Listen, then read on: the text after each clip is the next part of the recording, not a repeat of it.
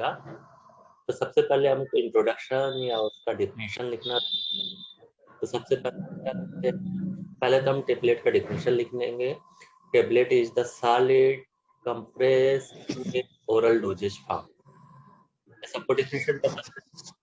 हमने क्या बोला? Tablet is the solid compress unit oral dosage form. Solid है, सॉलिड डोजेज फॉर्म है, कंप्रेस है, यूनिट है, यूनिट मतलब सिंगल डोजेज फॉर्म है, और रूट ऑफ एडमिनिस्ट्रेशन हमारा ओरल। उसके बाद हम लिखते हैं tablet are the solid dosage form consisting of active ingredient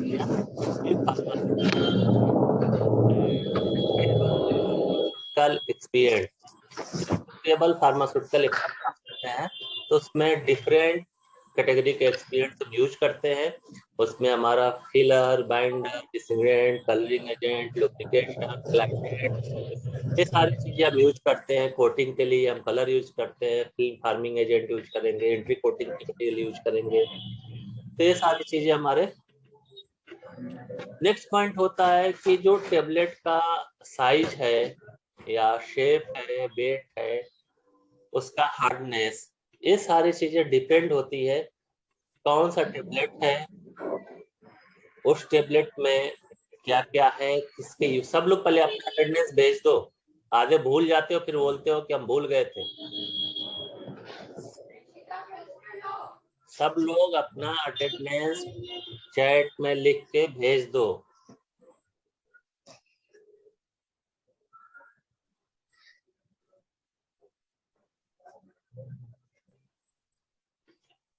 next point क्या होता है? टेबलेट के डिफरेंट डिफरेंट कैरेक्टर होते हैं। उस कैरेक्टर पे जो उसका इवैल्यूएशन पैरामीटर हो। इवैल्यूएशन पैरामीटर मतलब जो टेबलेट होता है उस टेबलेट में क्या क्या टेस्टिंग होती है, कौन से टेस्टिंग पे हमारा टेबलेट पास होगा, उसके लिए डिफरेंट पैरामीटर होता है according to pharmacopoeia. Indian pharmacopoeia या ब्रिटिश फार्माकोपिया या United State pharmacopoeia, European Union, जो भी हमारे फार्माकोपिया है, जो हमारी टेबलेट बनी है कौन से फार्माकोपिया के अकॉर्डिंग बनी है, उसका इवैल्यूएशन उसी फार्माकोपिया के अकॉर्डिंग होगा। इसमें जो मेन टेस्ट होता है टेबलेट का वेट वेरिएशन, उसका हार्डनेस, उसका फ्राइबिलिटी, उसका डिजोल्यूशन टेस्ट।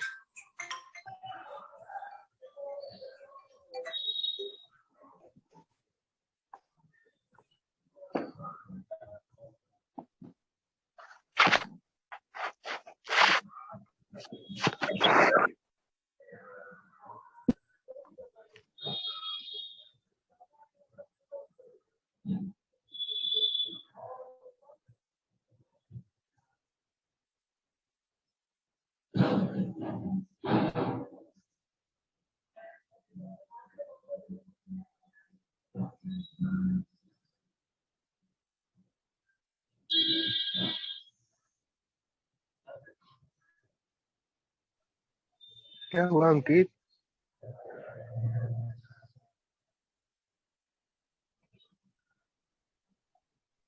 संजना क्या हो गया?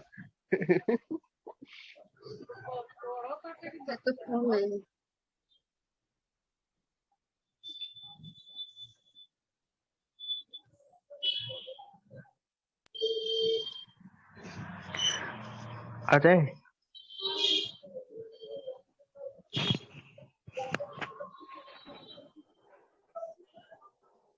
बोलो।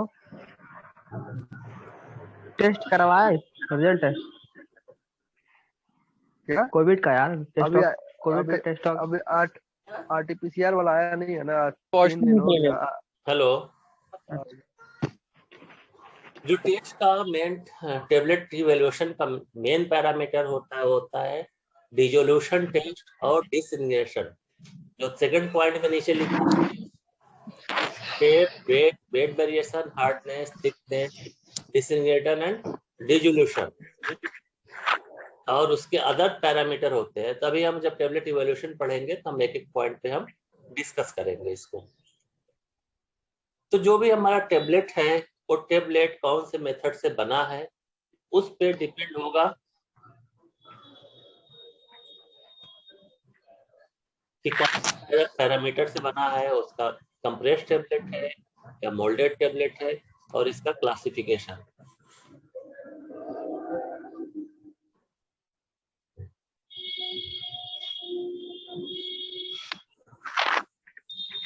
तो टेबलेट का सबसे पहले हम एडवांटेज और डिसएडवांटेज पहले भी बताया था क्लास में। उन सारे पॉइंट के अलावा और क्या क्या एडवांटेज या डिसएडवांटेज उसके, सबसे पहला प्रोडक्शन स्टेप देखें।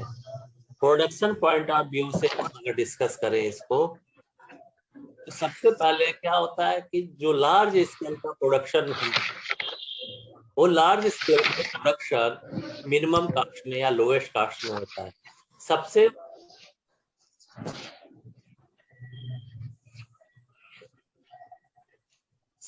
ज्यादा मैन्युफैक्चरिंग कास्ट लगता है इंजेक्शन का, वैक्सीन का। सबसे कम जो मैन्युफैक्चरिंग कास्ट लगता है वो कास्ट लगता है टेबलेट का। इसके बाद कैप्सूल, उसके बाद ड्राई सिरप, उसके बाद सेमी सॉलिड, लिक्विड। तो अगर हम इस पॉइंट से देखें तो हमको बहुत ज्यादा अगर डोजेज फॉर्म बनाना है तो टेबलेट सबसे लोएस्ट कास्ट पड़ता है। अगर तुम मार्केट में जाते हो, मार्केट में अगर कोई मान लो सिंपल सा तुम टेबलेट तो टेबलेट की कास्ट वही सेम फार्मूलेशन और सेम डोज किसी दूसरे फार्मूलेशन पर लेते हो तो उसका कास्ट क्या रहता है, 13। अगर तुम इंजेक्शन लो पेंटोप्राजोल का तो तुमको एक इंजेक्शन कितने का मिलेगा, एक डोज 40 से 50 रुपए का। और एक टेबलेट खरीदोगे तो एक टेबलेट हो सकता है तुमको 10 से 12 रुपए का। यही एवरेज है। सबसे पहले क्या हो गया कि लार्ज स्केल पे प्रोडक्शन कास्ट कम हुआ। दूसरा, easiest and cheapest to package and ship.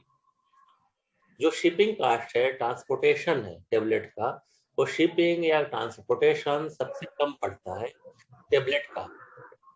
तुमको 1 लाख टेबलेट हो सकता है कि 20 शिपर में आ जाए, लेकिन 1 लाख सिरप तुम्हारा पूरा रूम भर जाएगा या उससे ज्यादा हो जाएगा। तो एक तो हो जाता है इसका जो वॉल्यूम है, वॉल्यूम कम हो जाता है। ब्लिस्टर पैकिंग में रहता है तो ब्लिस्टर पैकिंग में रहने के साथ इसका जो हमारा ट्रांसपोर्टेशन होता है, ट्रांसपोर्टेशन में पैकेज या और भी सारी चीजें होती हैं।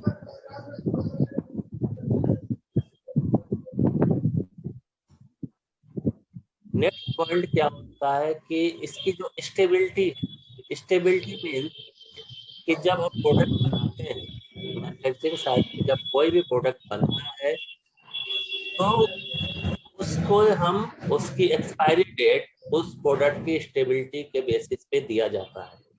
स्टेबिलिटी का मतलब कि उसकी जो सेल्फ लाइफ है या एक्सपायरी डेट जो बोलते हैं, उतने टाइम तक कौन सा प्रोडक्ट स्टेबल है। तो टेबलेट की स्टेबिलिटी दूसरे डोजेज फॉर्म के कंपैरिजन में ज्यादा रहता है। पैरासीटामॉल है अगर एग्जांपल लो तो पैरासीटामॉल का तुम टेबलेट ले लो, सिरप ले लो, इंजेक्शन लो, इन सब का लोगे तो सबसे ज्यादा एक्सपायरी डेट तुमको टेबलेट की मिलेगी as compare to other dosage. ये तो हो गया हमारा प्रोडक्शन एस्पेक्ट्स पे। सेकेंड पॉइंट हमारा होता है यूजर एस्पेक्ट। तो हमने बनाया टैबलेट में तो एक्सपायरी ज्यादा मिलता है ना, टैबलेट में एक्सपायरी क्यों ज्यादा मिलता है, पता है ना। वो जब हम फार्मूलेशन डिजाइन करते हैं तो फार्मूलेशन डिजाइन करने पे उसमें सॉलिड सारे मटेरियल सॉलिड हैं और सॉलिड होने की वजह से उसकी स्टेबिलिटी ज्यादा होती है। अगर हम लिक्विड में कोई चीज डालते हैं तो लिक्विड में डालते हैं तो अगर वो लिक्विड हो सकता है एक्वस हो, एक्वस मतलब वाटर और नॉन एक्वस मतलब ऑर्गेनिक। तो किसी भी अगर हम लिक्विड फॉर्म में जब करते हैं तो लिक्विड फॉर्म में हमने वाटर यूज किया तो वाटर यूज करने पे क्या होगा कि जो पैरासीटामॉल है वो वाटर से रिएक्शन होगा और उसका ऑक्सीडेशन हो जाएगा और एपीआई जो है जो एक्टिव फार्मास्यूटिकल इंग्रेडिएंट्स है वो टूट जाएगा और डिग्रेड हो जाएगा। इसलिए टेबलेट की स्टेबिलिटी हाई होती है और इसलिए टेबलेट डोजेज फार्म का एक्सपायरी डेट दूसरे डोजेज फार्म के कंपैरिजन में ज्यादा होता है। नेक्स्ट पॉइंट करेंगे यूजर एक्सपर्ट्स पे। तो यूजर कौन कौन होता है टेबलेट का? डॉक्टर, फार्मासिस्ट, पेशेंट या पैरामेडिकल स्टाफ। तो सबसे पहला जो होता है इजी टू हैंडलिंग।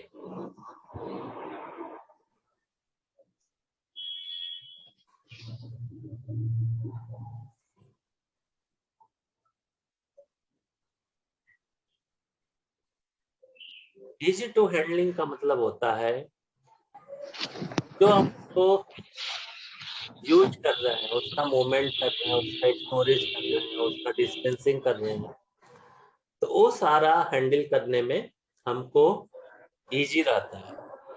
सबका वीडियो ऑन है? पता नहीं चलता है तुम लोग क्लास में हो नहीं हो, कौन है कौन नहीं है, बस अपना फॉर्मेलिटी है। घर वालों को भी बता रहे हो कि हम क्लास कर रहे हैं और इधर टीचर को भी बता रहे हैं क्लास कर रहे हैं। पढ़ाई लिखाई कुछ नहीं हो रही है, ना कुछ समझ में आ रहा है शुभम? क्यों? Yes sir. क्यों आवाज नहीं आ रहा है क्या? आ रहा है सर। घर वाले भी समझ रहे हैं कि हमारा बेटा बहुत अच्छे से पढ़ रहा है और इधर बेटा ऑनलाइन हो कि उसके बाद पबजी में गेम खेल रहा होगा। ऑडियो में पबजी लाइक मोबाइल नहीं है सर। अरे हमने एग्जाम्पल, पबजी लाइक मोबाइल नहीं है सर। पबजी ना खेल के कोई दूसरा गेम खेल रहे होगे। नो सर, गेम है ये नहीं मोबाइल में। सर एक साथ दोनों काम नहीं हो पाएगा ना एक क्यों? फोन पे। सर पूरे कनेक्ट हो गए पूरा क्लास नहीं कर पा। उसके बाद कौन देख रहा है कि तुम पढ़ रहे हो कि नहीं पढ़ रहे हो? पूरे क्लास सर कहाँ पे आए हुए हैं, एक दिन में 2 क्लास कर ही पाते हैं। हाँ? कहाँ पे आए हुए हैं, एक दिन में 2 क्लास कर ही पाते हैं। बैटरी नहीं चलती मोबाइल की और लाइट की स्थिति भी खराब है। चलो ठीक है। तो सबसे पहला होता है इजी टू हैंडलिंग। जो हमारा डोजेज फार्म है, डोजेज फार्म जो टेबलेट है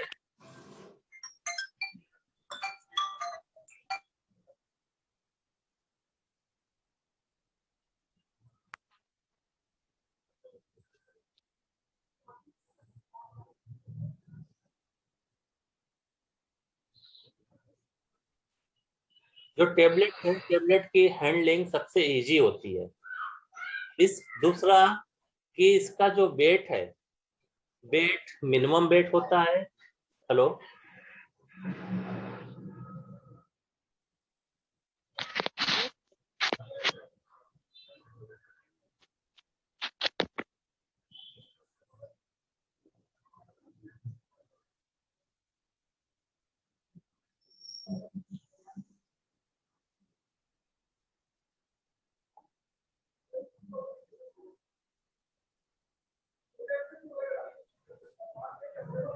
बीच बीच में फोन आने लगता है।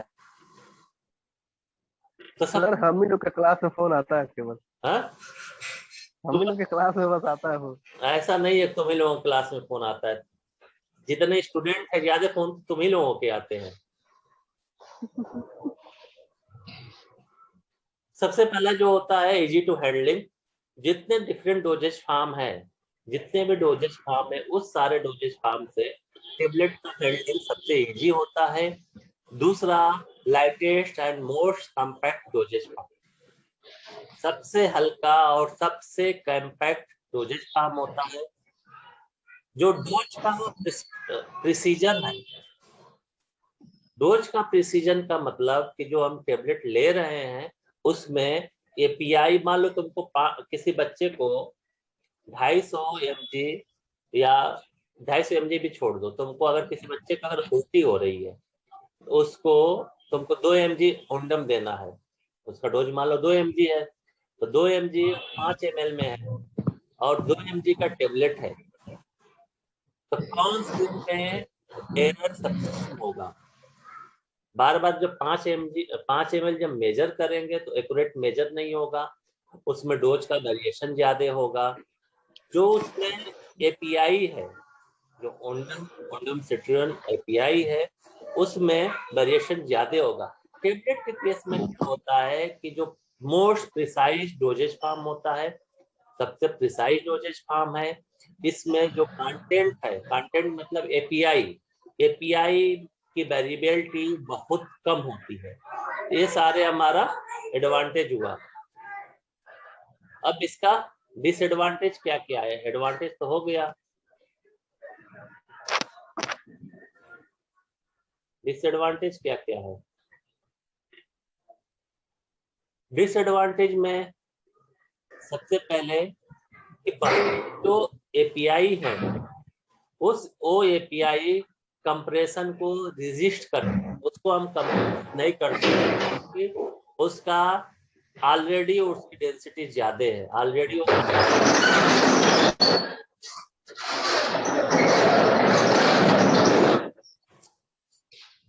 नेक्स्ट पॉइंट कि बहुत से जो एपीआई है उसकी वेटिंग प्रॉपर्टी बहुत कम होती है। वेटिंग प्रॉपर्टी का मतलब वो डिजॉल्व वाटर में बहुत कम होते हैं।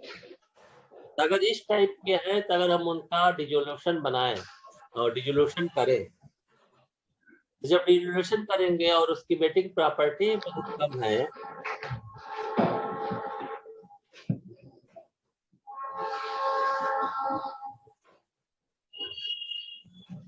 ये कौन लिखा है? यस,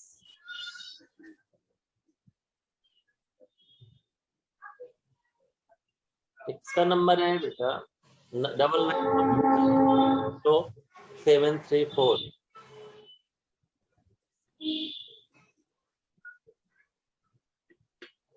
दूसरा जो होता है कि अगर वो टेबलेट डिजॉल्व नहीं होगा, अगर उसकी प्रॉपर्टी नहीं है वाटर में घुलने की, तो डिजोल्यूशन फेल हो जाएगा। क्या होता है, जब हम टेबलेट लेते हैं, टेबलेट लेने के बाद सबसे पहले वो हमारे स्टमक में जाता है और स्टमक में जाने के बाद वो पहले छोटे छोटे टुकड़े में टूटता है, फिर वो डिजॉल्व होता है और डिजॉल्व होने के बाद जो म्यूकस मेम्ब्रेन है हमारे स्टमक का, उससे ड्रग हमारे शरीर में एब्जॉर्ब होती है। सॉल्युबिलिटी कम है या पुअर वेटिंग एजेंट है, वो वेट ही नहीं होता, हाइड्रोफोबिक प्रॉपर्टी है।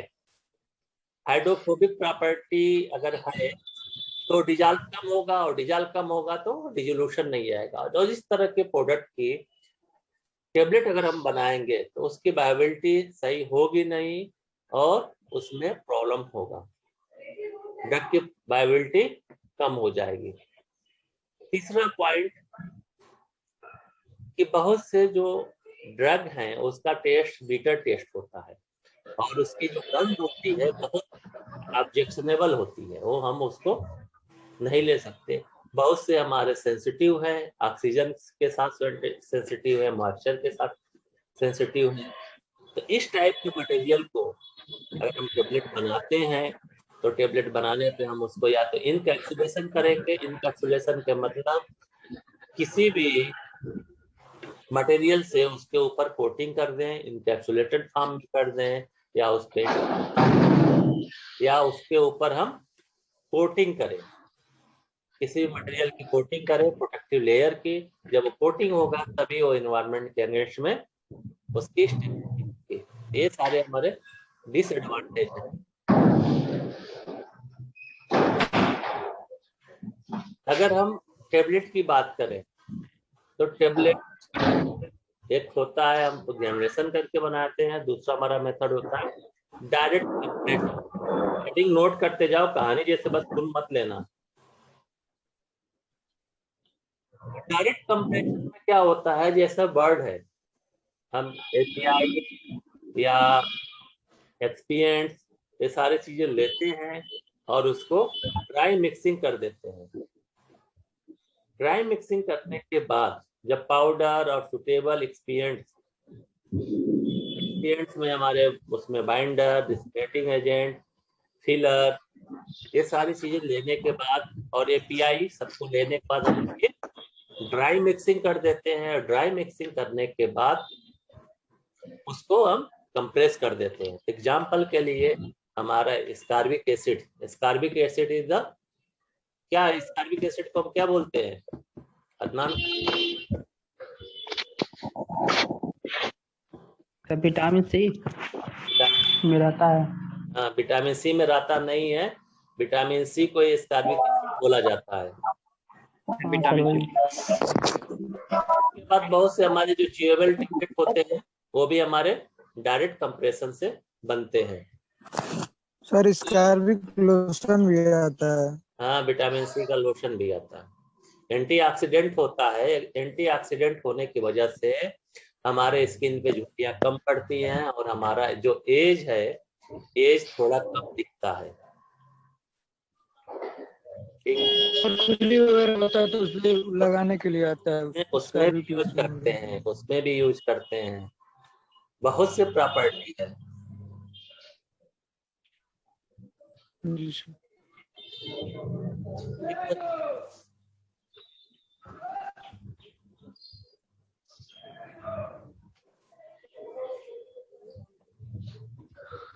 इसके बाद advantage of direct compression. Direct compression में कुछ नहीं, हम सारा एपीआई एक्सपीरियंस लेते हैं, उसको डायरेक्टली मिक्स कर लेते हैं, यूनिफॉर्म मिक्सिंग हो जाता है।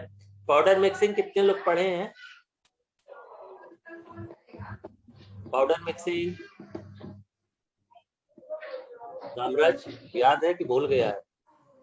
Mixing of powder. Hello hello, mixing, हाँ सर मिक्सिंग ऑफ पाउडर याद है कि भूल गया? याद है सर। तो सबसे हम जो वर्ड देखो, जो भी हमारा चैप्टर्स के पीछे पढ़े थे, साइड रिडक्शन, मिक्सिंग, हाँ सर हाँ साइड सेपरेशन, ये सारी चीजों का एप्लीकेशन होता है हमारा डिफरेंट फार्मुलेशन की मैन्युफैक्चरिंग में।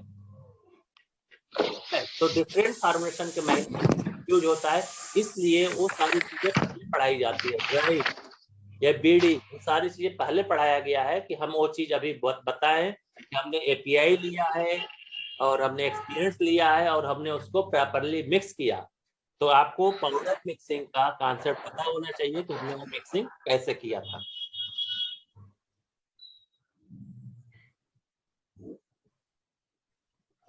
ठीक है। दूसरा point, product stability can be improve. होता क्या है कि अगर हम वेट ग्रेनुलेशन करते हैं, वेट ग्रेनुलेशन का मतलब हमने उसमें बाइंडर डाला, पानी डाला, तो पानी डालने पे क्या होता है कि उसमें हाइड्रोलिसिस मतलब होता है किसी भी केमिकल का वाटर के साथ रिएक्शन। क्या भी होते हैं जितने भी ड्रग हैं, वो उसमें से बहुत से ड्रग क्या होते हैं कि वाटर से रिएक्शन करते हैं, और वाटर से रिएक्शन करने पे उसमें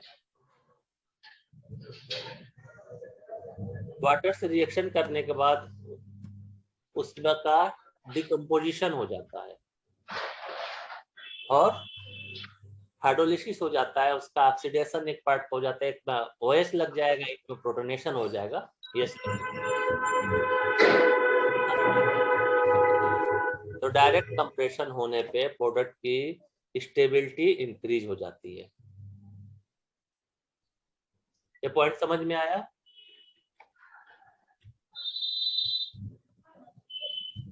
नेक्स्ट पॉइंट क्या होता है कि हमने यहाँ पे ग्रेनुल्स नहीं बनाया है।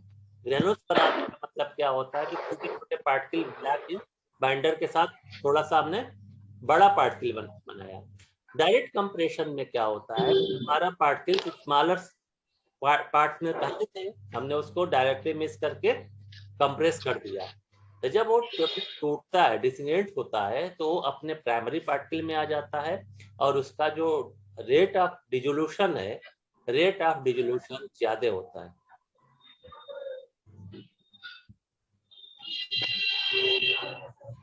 Next point, elimination of heat and moisture, thus increasing not only the stability but suitability of process of thermolevel and moisture sensitive API. क्या होता है कि हम यहाँ पे वेट ग्रेनुलेशन नहीं कर रहे हैं, जब वेट ग्रेनुलेशन गीला किए ही नहीं तो फिर हम उसकी ड्राइंग करने की भी जरूरत नहीं है। जब हम वेट करते हैं तो वेट जनरेशन में वाटर ऐड करते हैं या और भी जो मटेरियल है हमने वाटर ऐड किया या एक्वस या नॉन एक्वस सॉल्वेंट ऐड किया, वो सब करने के बाद फिर हम उसको ड्राई करते हैं। तो हमारा ड्राई हायर टेम्परेचर पे होता है। तो यहाँ पे ना हमने वेट किया ना हमने ड्राई किया। इसके वजह से बहुत से जो थर्मोलेवाइल और मास्टर सेंसिटिव एपीआई है, थर्मोलेवाइल का मतलब कि जो टेम्परेचर की वजह से खराब हो जाते हैं, और मॉइस्चर जो वाटर की वजह से या मॉइस्चर की वजह से खराब होते हैं, उन दोनों को ये दोनों चीज निकल जाती है। इसकी वजह से उसकी स्टेबिलिटी और इंक्रीज हो जाता है। जो बैच टू बैच वेरिएशन होता है, जैसे एक बैच बनाया, एक टेबलेट का हमने एक बैच बनाया, फिर हमने दूसरा बैच बनाया, इसमें जो वेरिएशन होता है वो वेरिएशन मिनिमम होता है, बहुत कम होता है। और मिनिमम होने की वजह से जो डोज की एक्यूरेसी है वो एक्यूरेसी ज्यादा रहती है, और जो हमारा मैन्युफैक्चरिंग प्रोसेस है, यूनिट ऑपरेशन सेम होते हैं, और हमारा मैन्युफैक्चरिंग प्रोसेस होता है वो कम होता है। सारे पॉइंट समझ में आए? जो बता रहा हूँ समझ में आ रहा है कि नहीं आ रहा है?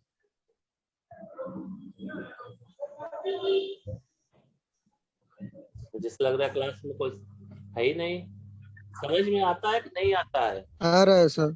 किसको किसको समझ में आया? तो 18 लोग हो।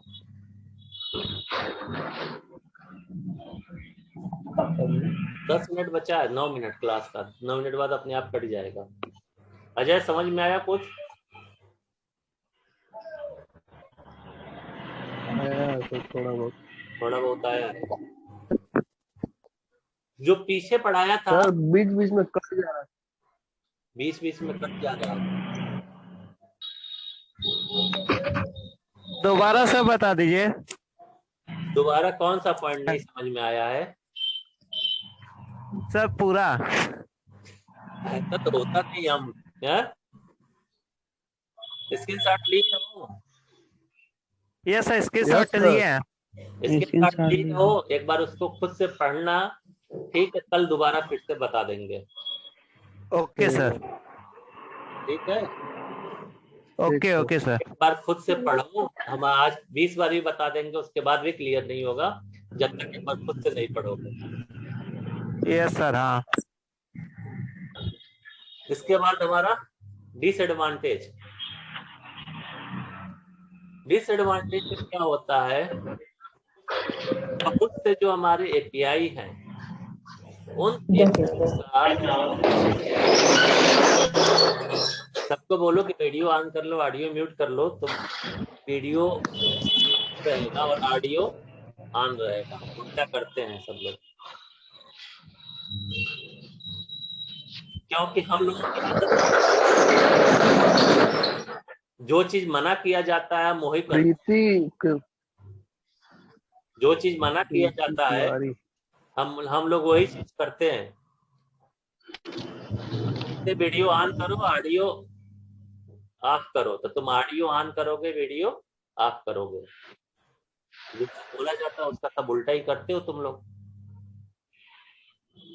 सबसे पहला जो डिसएडवांटेज होता है डायरेक्ट कंप्रेशन का, वो होता है कि बहुत से जो हमारे एक्टिव इंग्रेडिएंट्स हैं, एपीआई हैं, एक्टिव फार्मास्यूटिकल इंग्रेडिएंट्स हैं, वो हम उसको कंप्रेस नहीं कर सकते।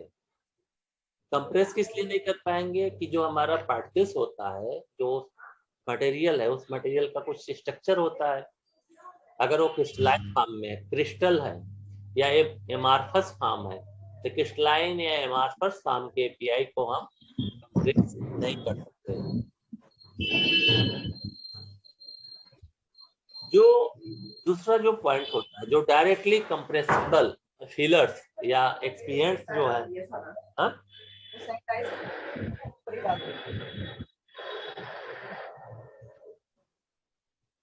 तो जितना भी हमारा नहीं, वो हाइपो है, तो वही हाइपो है, तो जहाँ पर ज्यादा कंसंट्रेटेड फॉर्म में तो दाग पड़ जाएगा सफेद सफेद। कलर उड़ जाएगा, नहीं उससे कुछ नहीं होगा, नहीं होगा। तो जो भी हमारे डायरेक्टली कंप्रेसिबल फिलर्स हैं जो हम एक्सपीरियंस यूज करते हैं डायरेक्ट कंप्रेशन में, जैसे कि spray dry lactose, MCC micro crystalline cellulose, हम एमसीसी बोलते हैं, एविल सेल इसका ब्रांड नेम होता है। तो जो ये मटेरियल आते हैं वो काफी कॉस्टली होता है। अगर हमारा एक्सपीरियंस का कॉस्ट बढ़ेगा तो मैन्युफैक्चरिंग का कॉस्ट क्या होगा, बढ़ जाएगा। तीसरा क्या होता है कि अगर कोई लो डोज है, लो डोज का मतलब कि हमको अगर 1 mg का टेबलेट बनाना है तो लो डोज है, अगर हाई पोटेंट ड्रग है 1 mg 2 mg का अगर हमारा एपीआई का डोज है तो उसमें प्रॉब्लम होता है यूनिफॉर्म डिस्ट्रीब्यूशन होगा। जब हम पाउडर मिक्सिंग करेंगे लो डोज का और मान लो 1 mg है और उसको हम कम से कम 50, जो भी हमारी छोटी से भी छोटी टेबलेट आती है मिनिमम 50 mg के कंप्रेस होते हैं, 40 से 50 mg के। तो उसमें अगर 1 mg भी एपीआई है तो बाकी का 98% जो पार्ट्स है वो दूसरा है, एक्सपीरियंस है। तो इस टाइप के टेबलेट के मैन्युफैक्चरिंग में जो एपीआई है, एपीआई का यूनिफॉर्म डिस्ट्रीब्यूशन नहीं हो पाता, और एपीआई का अगर यूनिफॉर्म डिस्ट्रीब्यूशन नहीं होगा तो डोज वेरिएशन होगा। तीसरा,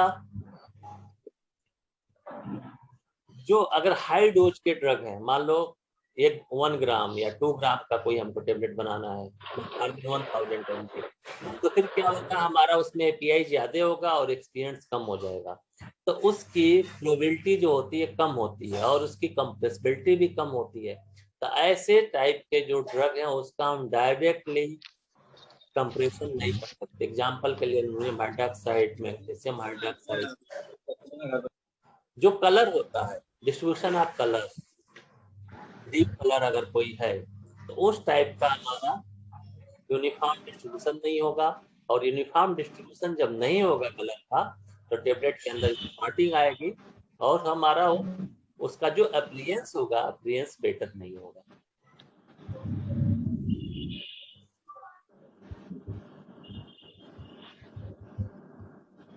इसके बाद है हमारा ड्राई ग्रेनुलेशन। तो मेरा 1 बजे से भी आज क्लास है, ठीक है,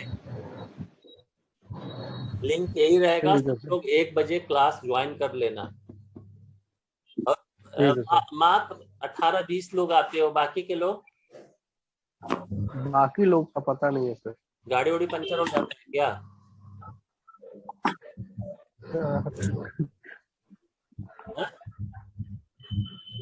ऑनलाइन क्लास लेने में भी दिक्कत हो रही है कि सब लोग ये दिमाग में कब प्रमोट हो जाएंगे। हेलो, हाँ, कितने कम। सर एक क्वेश्चन था। हाँ बोलो सर, जो भी सर हम लोग टैबलेट प्रोसेस, सर जो भी सर टैबलेट बनाते हैं तो सर उसका सर कलर सर कैसे डिसाइड होता है? कौन सा कलर? कि सर जैसे सर कोई भी टैबलेट आता है तो सर उस पे कलरिंग होता है, तो सर वो कलरिंग सर कैसे डिसाइड करते हैं? जैसे सर येलो सनसेट का सर कलर हो गया, तो सर ये हाँ सर, तो ये सर डिसाइड कैसे होता है? तो कोई डिसीजन का ऐसा कुछ नहीं है, जो कंपनियां होती हैं, कंपनियां इन हाउस डिसाइड करती हैं। क्या होता है कि जो ब्रांड चल जाता है, रखने वाली चाहिए, जो ब्रांड ज्यादा चल जाता है सब लोग उसकी नकल करते हैं, तो फिर वही कलर करते हैं। लेकिन ऐसा कुछ कोई नहीं है कि हमको पिंक ही कलर करना है या येलो कलर करना है या हमको लाइट ग्रीन रखना है, सनसेट येलो करना, जो भी है कलर है, कलर इन हाउस करना पड़ता है। लेकिन जो हमारा फूड ग्रेड का होना चाहिए, ये रिक्वायरमेंट है। सर कलरिंग क्यों किया जाता है टैबलेट पे? कलरिंग इसलिए करते हैं कि उसका जो अपीयरेंस है देखने में अच्छा लगे, बस देखने के लिए। हाँ, देखने में अच्छा लगे। वो कम करा दिए 980। क्या वो, जब उसका अपीयरेंस अच्छा रहता है तो जो देखने में अच्छा लगता है तो सबकी फीलिंग ये आती है देख के कि इस टेबलेट की क्वालिटी अच्छी होगी। जब देखने में अच्छा नहीं लगेगा तो तुम्हारे दिमाग में सबसे पहले यही आएगा कि इस टेबलेट की क्वालिटी अच्छी नहीं है। सर उसका कोटिंग सुक्रोज किससे होता है? सुक्रोज से होता है ना? किसकी कोटिंग? अरे जो कलरिंग का जो होता है सर। फिल्म कोटिंग होती है। कोटिंग हमारे 3 तरह की होती है, फिल्म कोटिंग, इंट्री कोटिंग और शुगर कोटिंग। अभी आगे पढ़ाऊंगा कोटिंग, ठीक है। ठीक है। और मैं बोला तो तुम लोगों के एक्सपीरियंस पढ़ लेना, तो हमको लग नहीं रहा कि कोटिंग के तुम अभी एक्सपीरियंस पढ़े हो। आपके मेल पे भेज दिए हैं। नहीं, जो लोग भेजे हमको पता है, मेल पे है तो हमको तो देखते हैं रोज। सर हम भी भेजे थे। इतने कम लोगों को क्लास में क्यों है? 1 मिनट बचा है, जल्दी बता दो, 1 मिनट में अपने आप कट जाएगा। सर कैसे हम लोग बताएं कि उतने कम लोग हैं? तुम लोगों की आपस में बात नहीं होती है?